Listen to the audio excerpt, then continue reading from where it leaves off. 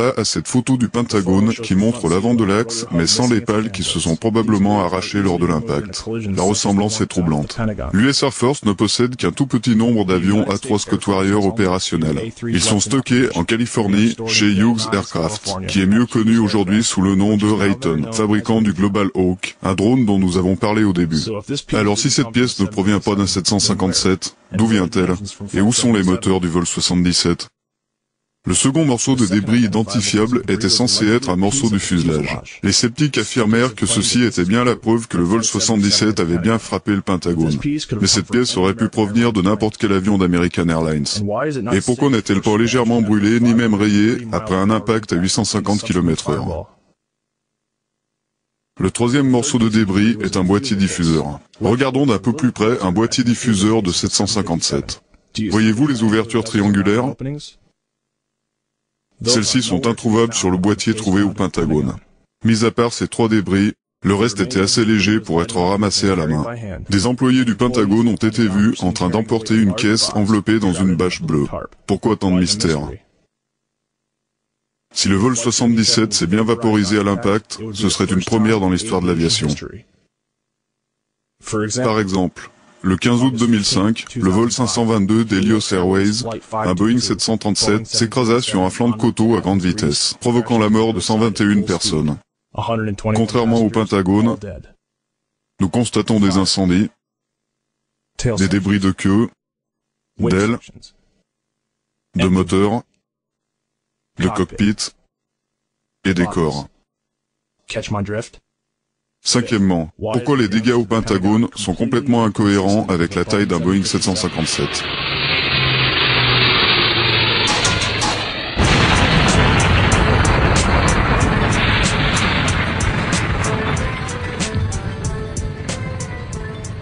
Ces photos furent prises avant que le toit de l'anneau extérieur ne s'effondre.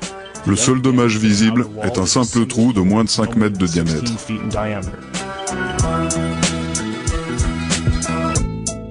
Un Boeing 757 mesure 47 mètres de long, 13 mètres 40 de haut et a une envergure de 38 mètres et pèse presque 100 tonnes. Nous sommes donc censés croire qu'il a disparu dans ce trou sans laisser aucune trace à l'extérieur. Pourquoi n'y a-t-il aucun dommage là où les ailes, la queue et les moteurs auraient dû frapper le bâtiment?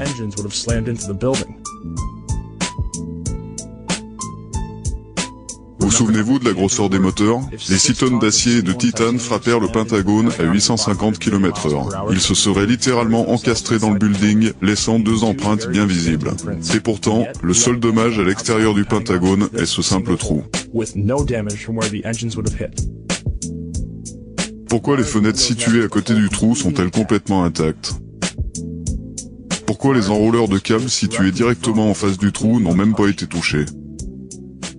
À l'intérieur du Pentagone, il y a un autre trou d'approximativement 4,80 m de diamètre, situé de l'autre côté de l'anneau C, à 3 anneaux de l'impact.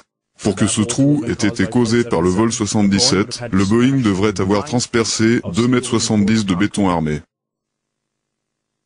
Le nez d'un avion de ligne est composé de carbone léger. Voici ce qui arrive habituellement au nez d'un avion de ligne lors d'un crash. Si c'est le nez du Boeing qui a causé ce trou, où se trouve le reste des débris? Alors à votre avis, quel objet a pu laisser un trou de 5 mètres de diamètre de part et d'autre du Pentagone après avoir traversé 3 mètres de béton armé? Réponse: un missile de croisière. Voilà à quoi ressemblait la résidence de Slobodan Milosevic à Belgrade après qu'un missile de croisière Tomahawk l'ait frappé. N'est-ce pas ressemblant? Sixièmement, les témoins oculaires. Certains ont vu un Boeing.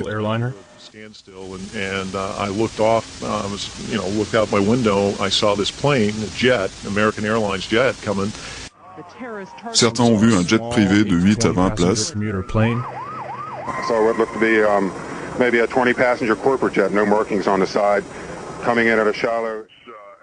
Et certains ont vu un hélicoptère de l'armée américaine. He said that he saw a helicopter circle the building. He said that it appeared to be a U.S. military helicopter and that it disappeared behind the building where the helicopter landing zone is, and that he then saw a fireball go into the sky. Alors qui dit la vérité? Madame April Gallock travaillait dans la partie ouest du Pentagone quand celui-ci fut touché. Dans le livre de Jim Mars, Inside Job, April rapporte que, lorsqu'elle était à l'hôpital, des hommes en costume sont venus la voir plusieurs fois. Ils ne se sont jamais identifiés, ni même signalé pour quelle agence ils travaillaient. Ils lui ont juste dit ce qu'elle devait dire, par exemple, prendre l'argent de compensation et se taire. Ils ont aussi insisté qu'un avion avait frappé le Pentagone. Ils répétaient cela sans cesse. Mais j'étais là, et je n'ai jamais vu d'avion, ni même de débris provenant d'un avion. C'est du lavage de cerveau. Si aucun Boeing n'a frappé le Pentagone, alors qu'est-ce que c'était?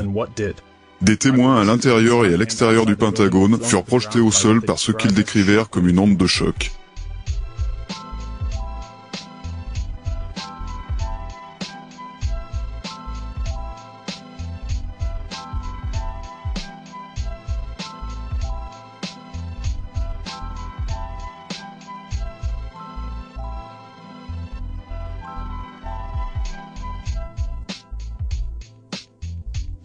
Même l'hôtel Sheraton, situé à 2,5 km de là, fut secoué par le souffle. Un certain nombre de militaires du Pentagone ont mentionné avoir senti une odeur de cordite.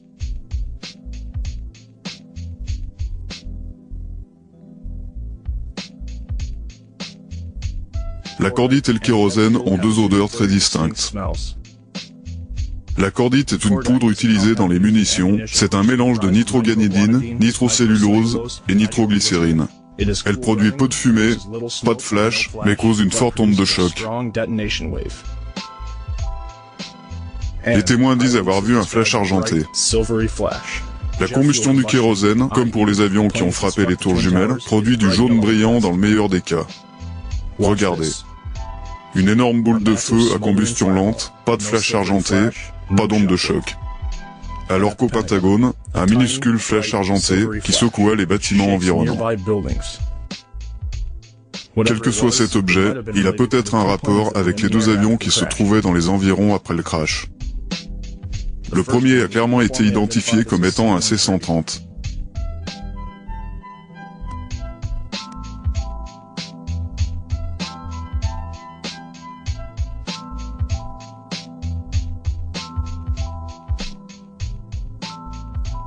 Le second avion était un avion de couleur blanche, sans marque ni inscription, volant au-dessus de Washington.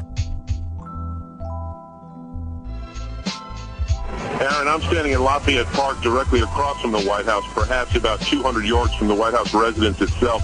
About 10 minutes ago, there was a white jet circling overhead. Now, you generally don't see planes in the area over the White House. That is restricted airspace. No reason to believe that this jet was there for any nefarious purposes, but the Secret Service was very concerned, pointing up at the jet in the sky. It is out of sight now, best we can tell. À 9h25, Jane Garvey, à la tête de la FAA, déclencha un blocage national du trafic aérien, empêchant tout nouveau décollage et exigeant que tous les avions atterrissent. Cette mesure, qui n'avait jamais été décrétée auparavant, s'appliqua à presque tout type d'appareils, civils, militaires et policiers. Certains avions militaires ont pourtant été autorisés à voler, mais la FAA n'en parle pas. Pourquoi ces deux avions ont-ils été autorisés à voler, alors que tous les autres avaient l'obligation d'atterrir? Et pour finir, pourquoi des personnes continuent à rapporter une seconde explosion au Pentagone?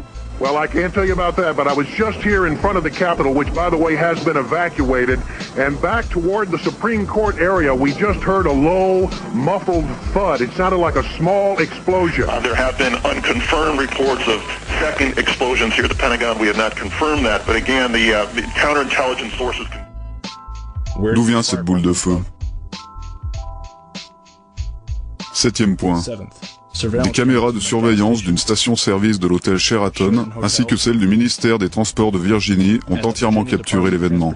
Cependant, le FBI était là dans les minutes qui suivirent pour confisquer les bandes vidéo, et pour avertir les employés de ne pas discuter de ce qu'ils avaient vu.